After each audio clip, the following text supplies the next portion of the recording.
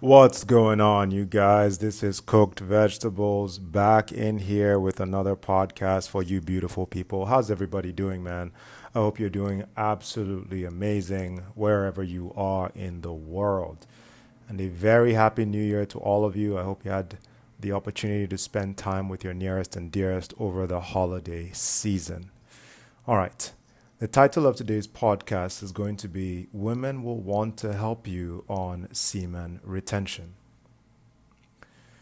Before I became a retainer, I experienced women as mostly unreasonable, demanding, annoying, and extremely selfish. The women I was habitually involved with always seemed to want things their own way, even if their way wasn't good for anyone involved, and would nag me to death to try to get it. Needless to say, this quirk that was seemingly common to all the women around me was seriously annoying. I would often find myself thinking, why are all women so annoying? I stopped trying as hard to interact with real live women and dived deeper into the pornography hellscape to quell my physical urges. Deep down, I knew indulging in lust through pornography was bad, but I didn't know where else to turn until I found SR and masculine purity. I followed the demon of lust and pornography to the brink of losing my sanity.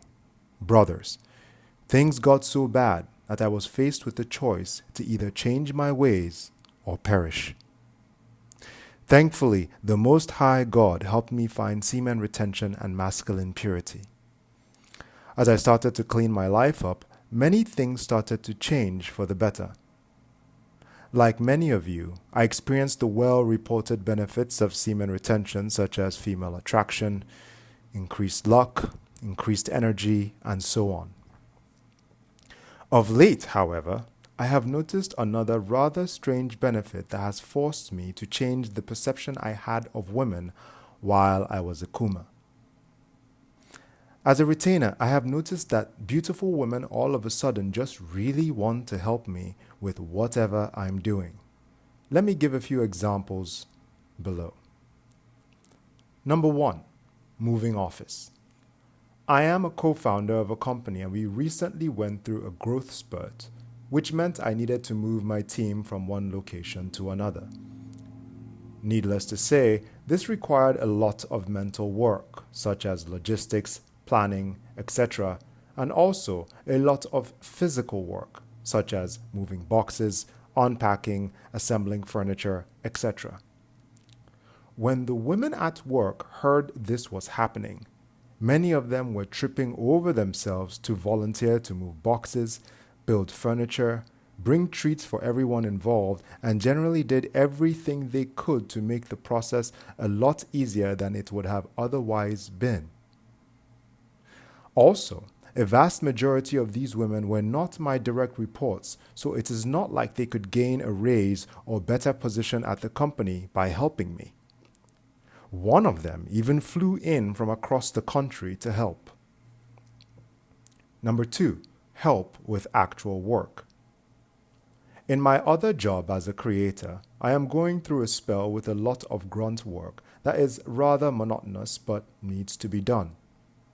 This one lady that shares a workspace with me randomly comes up to me and tells me how much she admires what I'm doing and would love to help. I was shocked and thought to myself, can't she see that this is hard and boring? Why does she want to help me so bad with no compensation? I smiled and declined, but she keeps gently reminding me each time she passes by that her help is always on tap if I need it.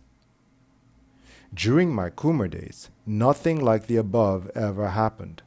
As a matter of fact, it seemed like the women around me took a special pleasure in making my life more difficult than it needed to be. Becoming a long-term retainer changed a lot of my perception of the females I deal with. I now meet a lot more pleasant and supportive women per unit time than I ever have in my life. I finally now understand that we humans do not attract what we logically want.